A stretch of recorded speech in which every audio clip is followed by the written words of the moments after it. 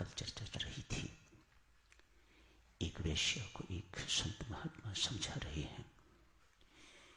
देवी, कल्याण का मार्ग संत समझाते हैं। संत की गति कर, संत की सेवा कर, संत के चरण शरण में जा, तेरा कल्याण होगा। समझाते हैं संत किसे कहते हैं। वैश्य जानना चाहती है संत कौन होते हैं। बेचारी को पता नहीं है, बेचारी ने ऐसी जिंदगी देखी नहीं है, ऐसी जिंदगी से तो बिल्कुल अपरिचित है, कोई परिचय नहीं है। अभी तक गंदी जिंदगी के अतिरिक्त कुछ नहीं देखा, अभी तक भौतिकवाद के अतिरिक्त कुछ नहीं देखा, अभी तक अध्यात्म में वे प्रवेश नहीं की, अतएव उसे पता नहीं संत कौन होता है, साधु कौन होता है। वे संत उसे समझाते हैं, देवी, जिसके अंदर कोई कामना नहीं है, जो कामना शून्य है, जो सबकी भलाई में तत्परायण है, हर वक्त दूसरों के कल्याण की ही सोचता है, उन्हीं के लिए बोलता है, उन्हीं के लिए जीता है, उन्हीं के लिए रहता है, करता है, ऐसे को संत कहते हैं। देशी हो, विदेशी हो, महिला हो, पुरुष हो, काला हो, गोरा हो, इससे कोई फर्क नहीं पड़ता। उसका हृदय पवित्र होना चाहिए। संत का आचरण बहुत पवित्र होता है, दूसरों का हित करने वाला होता है। वे लोग विनम्र होते हैं, धैर्यवान होते हैं, विनयवान होते हैं। उनके अंदर ईर्ष्या, द्वेष इत्यादि की अग्नि ही नहीं जलती। भीतर से प्रेम से भरे हुए होते हैं, शीतल होते हैं। अतएव यही सब कुछ उनके सानिध्य से मिलता है। ऐसे की संगति करेगी तो तेरा कल्याण होगा, ऐसे संत महात्मा की सेवा करेगी तो तेरा कल्याण होगा। आज सत्संग ऐसे ही संत की चर्चा शुरू करते हैं। संत तुकाराम।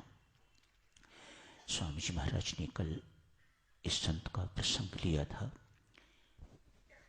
कल चर्चा न हो सकी, आज शुरू करते हैं। कल भी जारी रखेंगे संत तुकाराम की इस चर्चा को।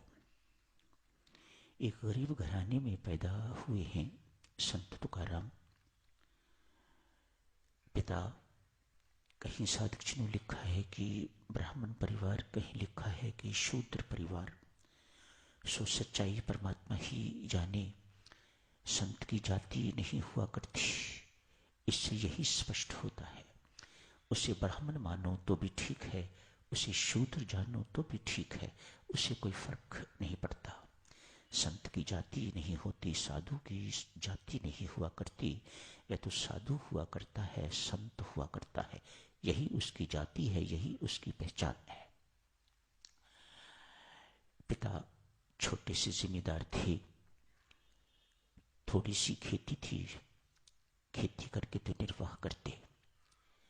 तुकाराम की आयु उस वक्त 13 वर्ष की थी जब पिता का देहांत हो गया। बेचारा अनाथ सा हो गया है, कोई कमाई का साधन नहीं है।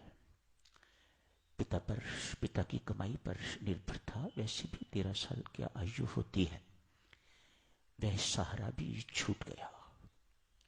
2 पत्नियां थीं, एक पत्नी अकाल पड़ने के कारण मर गई, एक ही पत्नी बाकी रह गई हुई थी। वह बहुत कर्कश थी।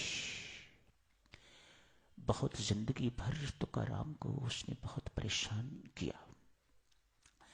संत ने वह भी सब कुछ सहन किया, संसार को भी सहन किया और अपनी पत्नी को भी सहन किया। जो कुछ संसार ने दिया वो भी सामान्य व्यक्ति के लिए असहनीय, वह सहन नहीं कर सकता। कोई संत महात्मा ही इन सब बातों को सहन कर सकता है। अतएव संत महात्मा सहनशीलता की, क्षमा की मूर्ति हुआ करते हैं।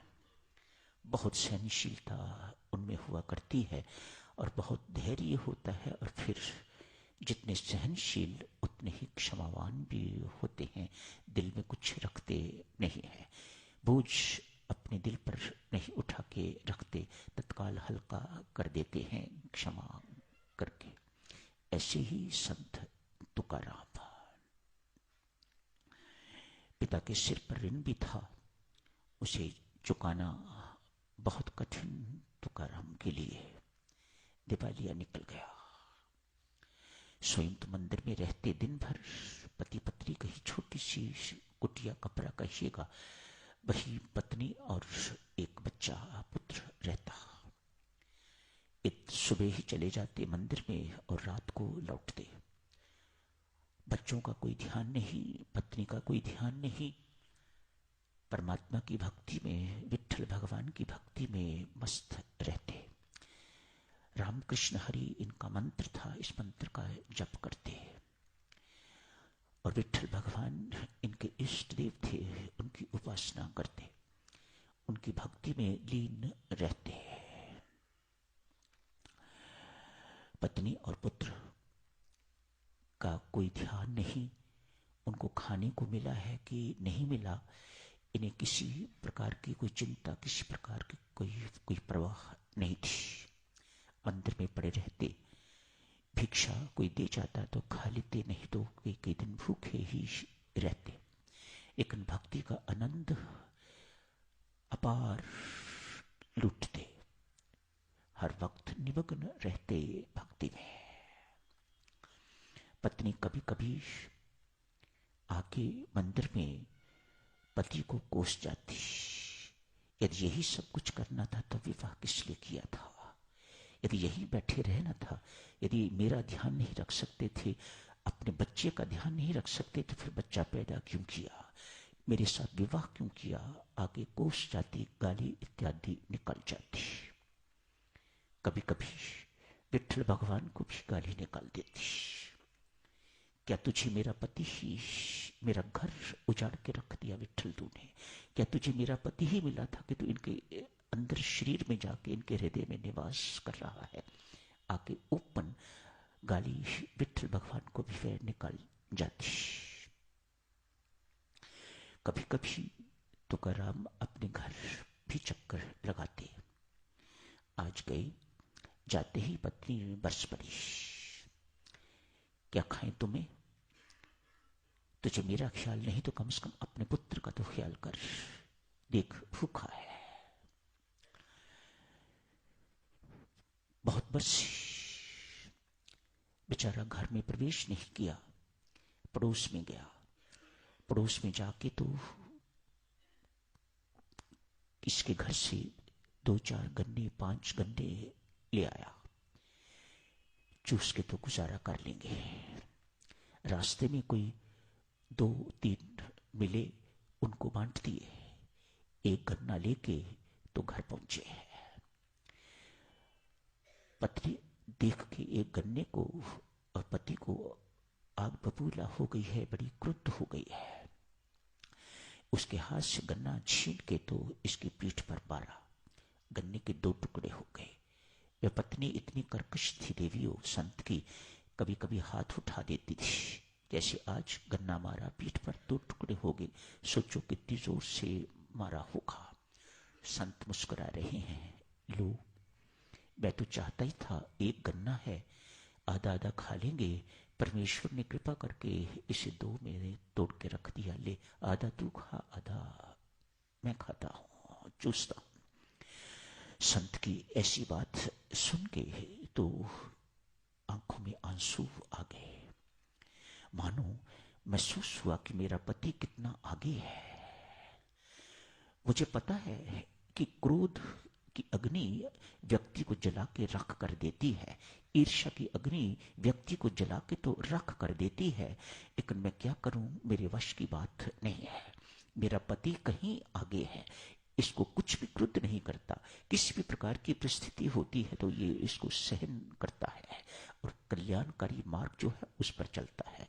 पत्नी पर निर्भर नहीं रहता, पत्नी को नहीं देखता कि मेरी पत्नी क्या चाहती है, वह देखता है। जिसे आगे बढ़ना होता है वह देखता है परमात्मा क्या चाहता है। मुझे परमात्मा के मार्ग पर चलना है, न कि पत्नी के मार्ग पर, न कि संसार के मार्ग पर। अतएव पत्नी की बात का बिल्कुल बुरा न मान के तो उन्होंने परमात्मा का पल्लू छोड़ा नहीं और सुदृढ़ करते रहे हैं। आज देवियों, तुकाराम का पुत्र बहुत बीमार पड़ गया है। तुकाराम को पता नहीं, तुकाराम अपने मंदिर पे भगवान की पूजा में व्यस्त है। गुर्दे की दर्द है पुत्र को, छोटी आयु है पर गुर्दे की दर्द है, पीड़ा से तड़प रहा है, रो रहा है, बिलख रहा है। पत्नी भी बहुत बेचैन हो गई है। एक फूटी कौड़ी नहीं घर में कि इलाज करवा सके, किसी डॉक्टर को दिखा सके, किसी वैद्य के पास जा सके या कुछ कर सके, ऐसा कुछ नहीं है। अतएव तंग आके तो कहा ठीक है। उस अपने पुत्र को उठा के साथ लेके तो मंदिर के आंगन में पटक आई, ले संभाल इसे। वह पुत्र रोता रहा। तुकाराम ने देखा मेरा बालक है, मेरा पुत्र है, रो रहा है, कोई तकलीफ होगी इसे। तुकाराम कोई डॉक्टर नहीं है, कोई वैद्य नहीं है, कोई हकीम नहीं है, कोई जादूगर नहीं है, परमेश्वर का भक्त है। और परमेश्वर का भक्त वो जिसे परमात्मा के अतिरिक्त किसी दूसरे सहारे की अपेक्षा नहीं है। मेरी माता और सज्जनों, इस बात को याद रखना, जहां दूसरा अपेक्षित होता है वहां परमात्मा पीछे हट जाता है। ये परमात्मा की शर्त है, अनमोल शर्त है उसकी, शर्तिया शर्त है उसकी। जहां मेरी ही आवश्यकता समझी जाती है मैं हर वक्त वहां हाजिर होता हूं। जहां किसी दूसरे का आसरा होता है मैं पीछे हट जाता हूं। ठीक है, जिसका आपको आसरा है आप उसी के आसरे चलिएगा, आप उसी का सहारा लीजिएगा। तुकाराम को परमात्मा के सिवा, विठ्ठल भगवान के सिवा किसी का आश्रय नहीं है। अतएव पूजा का पानी चरणामृत जिसे कहा जाता है, चरणामृत लिया, 2 बूंद बच्चे के मुख में, बेचारा दर्द के मारे करा रहा था, मुख खुलता था, 2 बूंद 4 बूंद उसके मुख में डाल दी, रोना बंद हो गया। लड़का बिल्कुल ठीक हो गया। मूत्र के माध्यम से बच्चे की पत्थरी भी बाहर निकल गई। ये घटना पुजारी ने देखी, इसका समाचार सारे गांव में फैल गया, पत्नी तक पहुंचा। अब पत्नी का हृदय पसीजा है, वह श्रद्धालु हो गई है अपने पति के प्रति एवं परमात्मा